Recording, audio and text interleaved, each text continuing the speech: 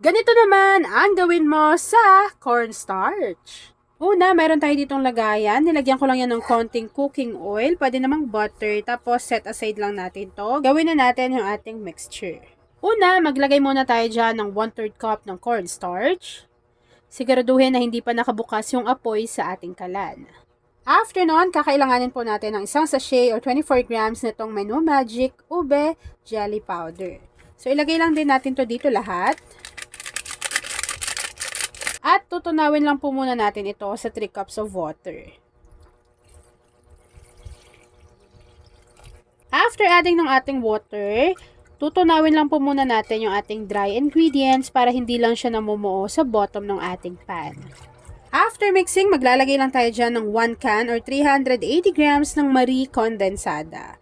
So, ilagay lang natin yan dito lahat. Simutin natin dahil napakamahal na ng bilihin. Pero ito pong Marie Condensada, mura pa yan. After adding ng ating Marie Condensada, maglalagay rin tayo dito ng 1 can or 380 grams ng Marie Evaporada. Maglagay din tayo dyan at least half teaspoon ng vanilla essence or vanilla extract. We used to be best buddies, and now we're not.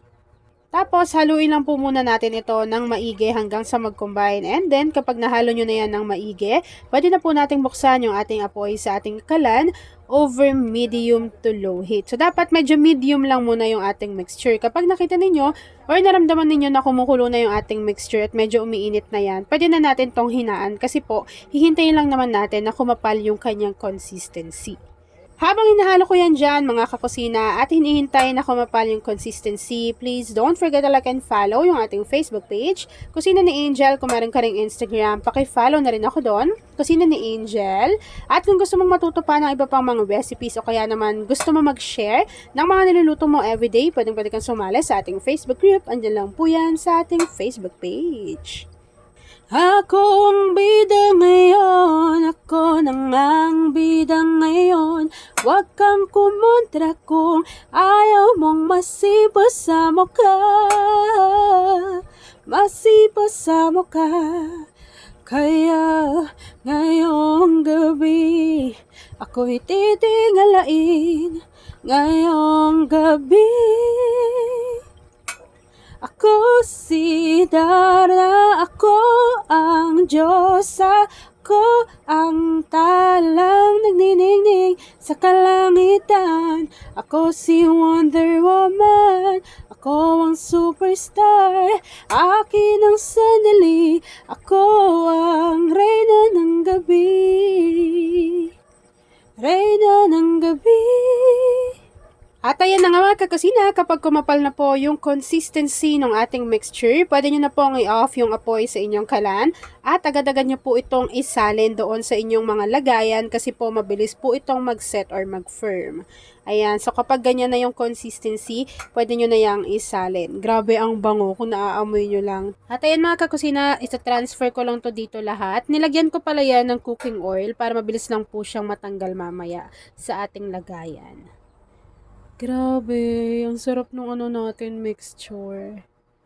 Sobrang bango, as in. Para na siyang ice cream. At ayan na mga kakusina, kapag na-transfer na po natin to dito sa ating lagayan, hihintayin lang po natin yung mag-set, mag-firm, lumamig, and then after po nun, ipapakita ko na sa inyo kung ano yung natapos nating easy dessert recipe. At ayan na nga mga kakusina, once na nag-set na or nag-firm na yung ating dessert recipe, mapapansin ninyo na kusa po yung ma-unmold sa kanyang lagayan.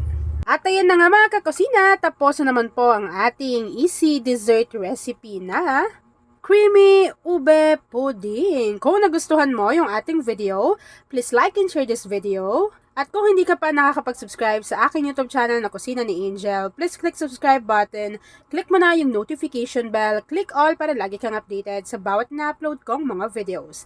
Yan lang mga kakusina. Thanks for watching and enjoy this video.